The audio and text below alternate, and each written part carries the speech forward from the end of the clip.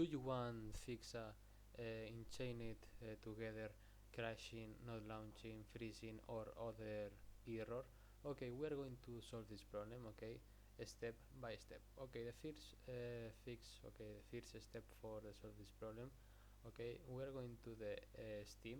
Okay, here, and in here. Okay, we are going to the icon Steam. Okay, here, and we are going to settings. Okay, the option settings, and here in settings. Okay, we are going to the section downloads. Okay, and here we are go to clear cache.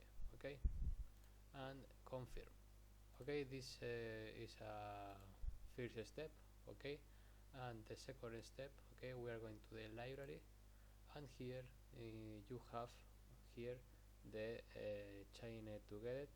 Okay, you go to chain it together and go manage and go to properties, and here in properties. Okay, in the section general in launch options. Okay, you put this. Okay, and in installed files. Okay, you go to the verify integrity of game files. Okay, you click and you verify in files of chain it together. Okay, and you solve the problem.